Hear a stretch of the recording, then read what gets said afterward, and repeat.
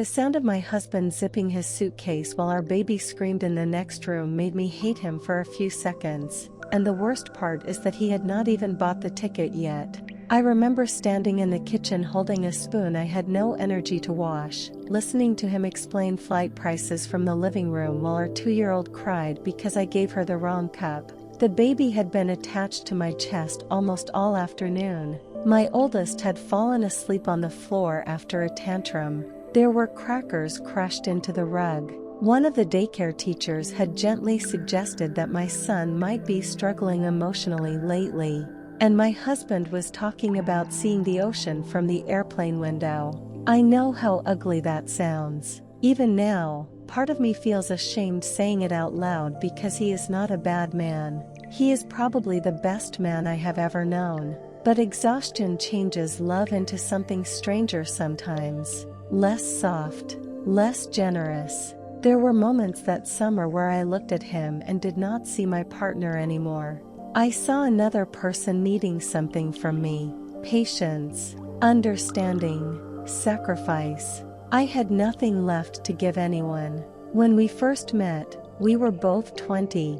He was warm in a way that embarrassed me. Open, emotional, the kind of man who remembered tiny things. I was harder back then, more sarcastic, less trusting. He used to say I carried loneliness like a second spine. He left his country for me years later when I wanted to move home. Nobody asked him to do it. That is what made the guilt worse. He chose me completely, left his parents, his language, his friends, the grocery stores he knew, the streets he grew up on. Sometimes I forget the size of that sacrifice because daily life swallowed everything beautiful between us. Children can do that, not because they ruin love. People always say that, and I think it is unfair. But they expose every weak place in a relationship, every selfishness, every unspoken resentment, every exhaustion you thought you could handle.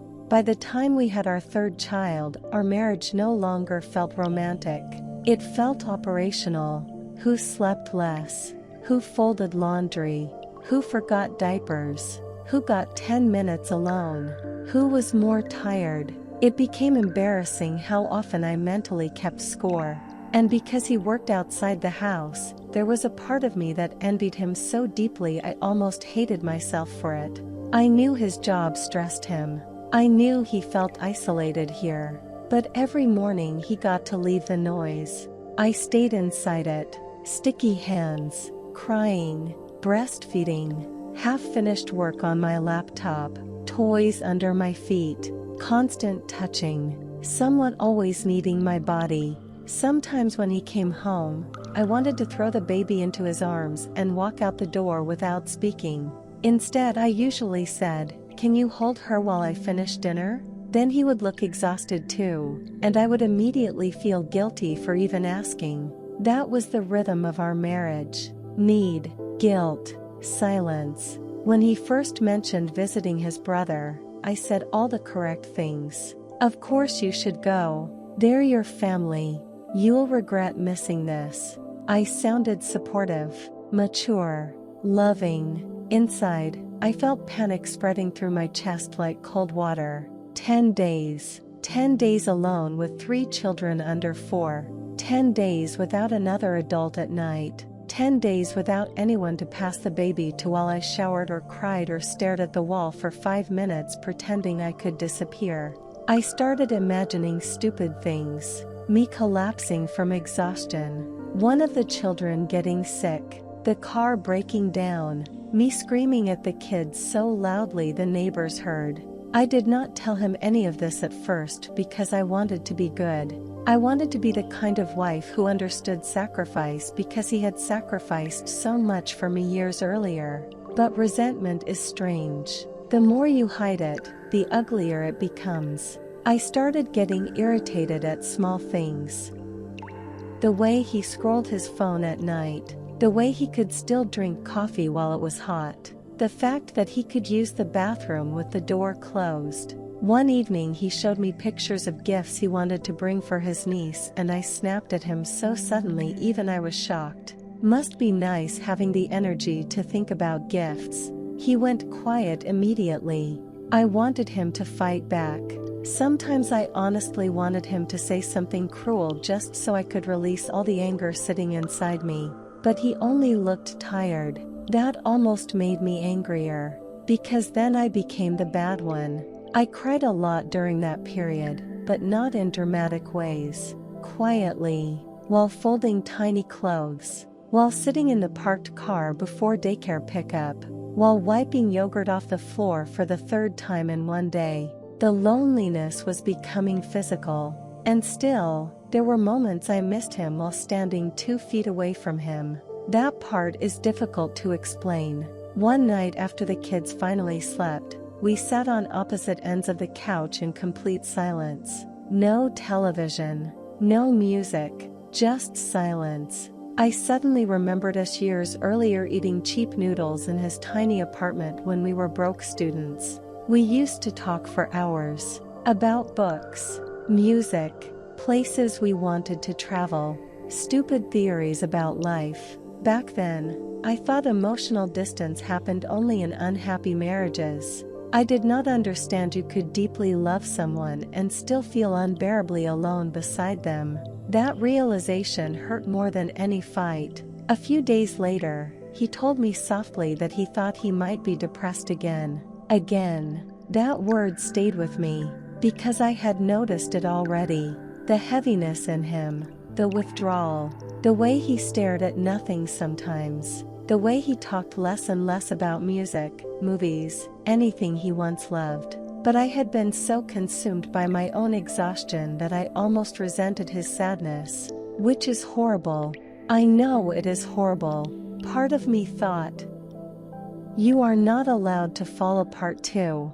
I am already doing it. I never said that aloud, but I felt it. And then I hated myself for feeling it. That is marriage sometimes. Not romance. Not wisdom. Just 2 exhausted people quietly failing to carry their own pain while also trying to carry each other's. The argument that finally broke us open happened over something stupid. The baby would not stop crying. My oldest had thrown cereal onto the floor on purpose. I had slept maybe 3 hours total. My husband asked where his passport was. I laughed. Not because something was funny, the kind of laugh that comes right before a breakdown. Then I started crying so hard I could barely breathe. Not graceful crying either. Angry crying. Humiliating crying. I remember saying, I don't think I can survive those 10 days. And once the words came out, everything followed. How abandoned I felt. How overwhelmed I was. How angry I was that his life still seemed to belong partly to him while mine belonged to everyone else. How jealous I felt when he got to miss his family openly while I was expected to endlessly absorb stress without collapsing. I even admitted something that still embarrasses me now. Sometimes when he talked about his old life back home, I felt defensive and irritated because I worried one day he would realize he ruined his life by choosing me. That confession stunned both of us. Because it was true. Every time he looked sad or homesick, a small selfish part of me heard accusation even when none existed. He listened quietly. Really listened. Which almost made me cry harder because I had spent months convincing myself he no longer saw me. Then he admitted something too. He said he had started fantasizing about the trip less because he wanted vacation and more because he wanted to remember who he was before responsibility swallowed him whole. That sentence sat between us for a long time. Before responsibility swallowed him whole. I understood it immediately because I felt the same thing. I missed myself too, not just freedom, myself, the woman who laughed easily, the woman who flirted with him in grocery stores, the woman who could finish a thought without interruption. I think that was the first honest conversation we had in almost a year, not logistical, not about schedules or bills or diapers, human, messy, sad, real. He did not go on the trip that summer. Sometimes I still wonder if that was unfair. Part of me thinks I clipped his wings out of fear. Another part thinks marriages survive because sometimes people postpone their own needs for each other. I still do not fully know which is true. What I do know is that things changed after that night. Not magically. God, no. We still got overwhelmed. The kids still screamed. We still snapped at each other over stupid things. There were still evenings where I fantasized about checking into a hotel alone for 3 days just to hear silence. But something softened once we stopped pretending. We started saying ugly truths earlier instead of letting them rot inside us. He admitted when he felt trapped. I admitted when I felt resentful. Sometimes honesty made us temporarily angrier, but it also made us less lonely. A few months later, he took a shorter trip alone to see his family. 4 days instead of 10.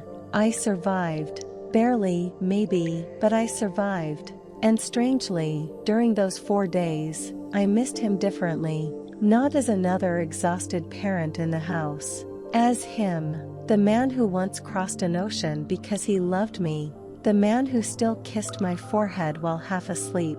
The man who looked just as scared as I felt most of the time. When he came home, the children ran toward him screaming with joy. The baby clung to his shirt. He cried a little holding them. I watched from the hallway feeling tired beyond words. Tired, grateful, still frustrated, still scared for the future sometimes, still unsure whether love is enough by itself, but less alone inside it. And honestly, after those years, that was more valuable than happiness.